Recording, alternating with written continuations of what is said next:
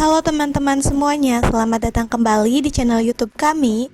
Pada video kali ini, kita akan membahas mengenai perintah arch atau busur pada AutoCAD. Perintah arch atau busur ini dapat kita aktifkan dengan klik simbol arch atau icon seperti ini, atau bisa juga kita ketik menggunakan command arc kemudian enter.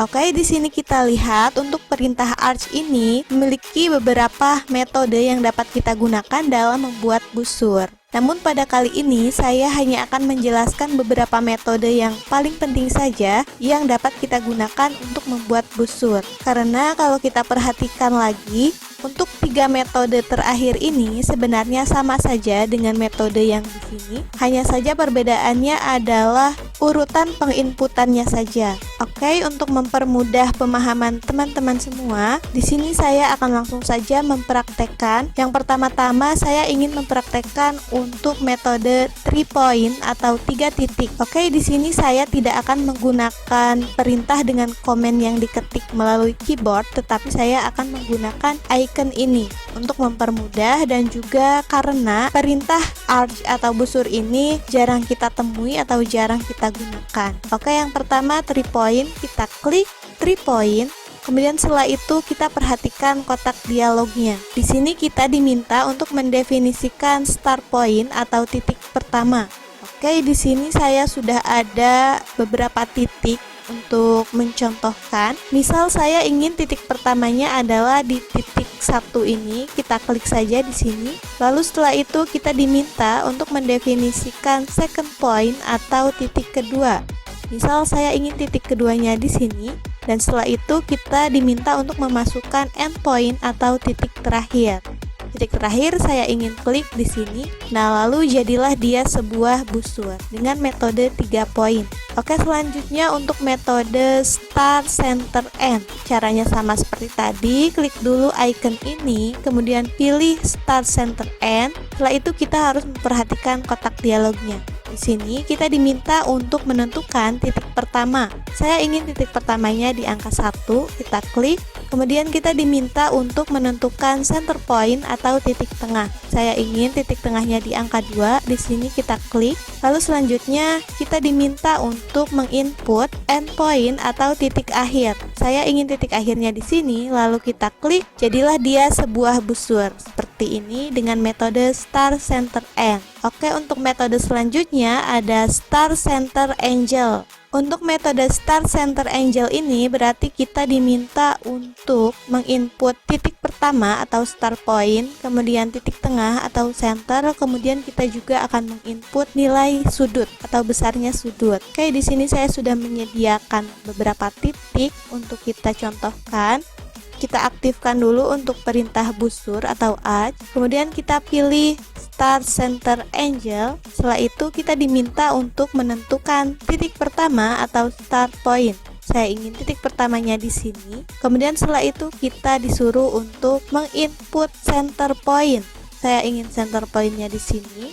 Lalu setelah itu kita diminta untuk memasukkan besar sudut yang kita inginkan. Misal saya ingin besar sudutnya 90 derajat, maka kita ketik saja di keyboard 90, kemudian enter. Jadilah dia sebuah busur seperti ini. Di sini coba kita perhatikan kenapa busur ini memiliki center atau titik tengah. Karena busur ini merupakan bagian dari lingkaran yang terpotong atau lingkaran yang tidak sempurna, tidak penuh.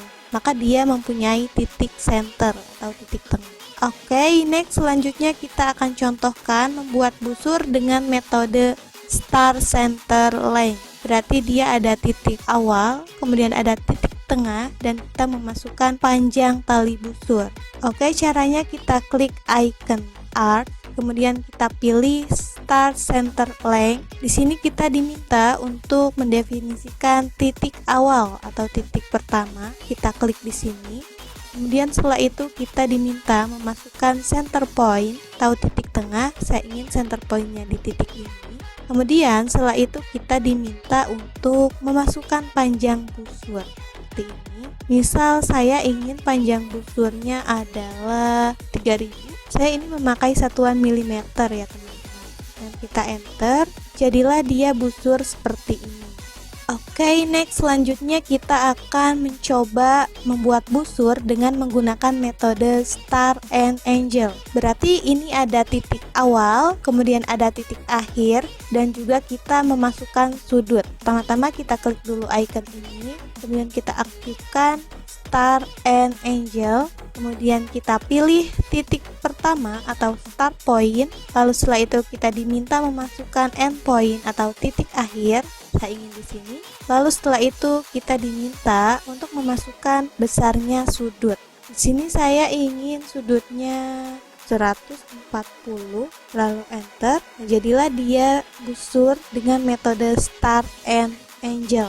Oke, untuk selanjutnya kita akan mencoba membuat busur dengan metode Start and Direction. Caranya sama seperti tadi, klik dulu icon ini, kemudian setelah itu pilih Start and Direction.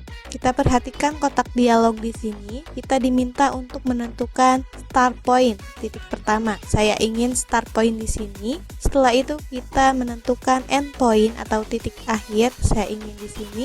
Lalu setelah itu kita diminta untuk menentukan arah tangan. Di sini saya contohkan di titik ketiga ini ya teman-teman. Untuk arah tangan ini. Misal saya klik di sini, jadilah dia sebuah busur. Titik tangan ini atau garis yang ini adalah garis yang bersinggungan dengan busur ini. Jadi ketika busur ini dia dilanjutkan ke sini, maka dia tidak akan memotong garis ini, garis tangan ini. Jadi busur yang kita buat ini hanya akan bersinggungan dengan garis acuan ini. Jadi dia tidak akan memotong atau keluar dari garis ini. Oke, untuk selanjutnya yang terakhir kita akan mencontohkan membuat busur dengan metode Start and Radius. Berarti di sini ada titik awal atau start point, kemudian ada end point atau titik akhir, dan juga kita memasukkan nilai radius atau jari-jari. Bagaimana caranya? Kita klik dulu icon arc atau busur, kemudian kita pilih Start and Radius yang ini. Lalu setelah itu kita diminta untuk mendefinisikan titik pertama. Saya ingin titik pertamanya di titik 1 ini. Kemudian kita diminta memasukkan endpoint. Saya ingin endpointnya di sini. Setelah itu kita masukkan besar jari-jarinya. Lihat di sini semakin panjang jari-jarinya, maka dia semakin berbentuk lurus atau tidak melengkung. Namun semakin dia pendek jari-jarinya, semakin dia melengkung.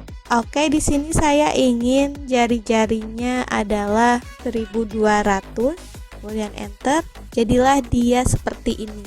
Oke, itu tadi penjelasan mengenai perintah arch atau busur pada AutoCAD yang telah kita contohkan satu persatu. Namun untuk 3 metode terakhir ini tidak akan saya contohkan karena sebenarnya sama saja dengan metode yang di atas tadi.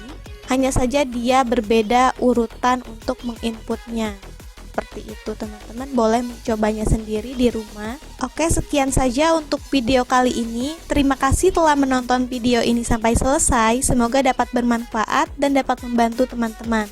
Jika teman-teman ingin bertanya atau ingin berbagi tips lainnya mengenai AutoCAD, teman-teman boleh menyampaikannya melalui kolom komentar. Jangan lupa like, komen, dan subscribe untuk mendapatkan update terbaru dari channel ini. Sampai jumpa di video selanjutnya.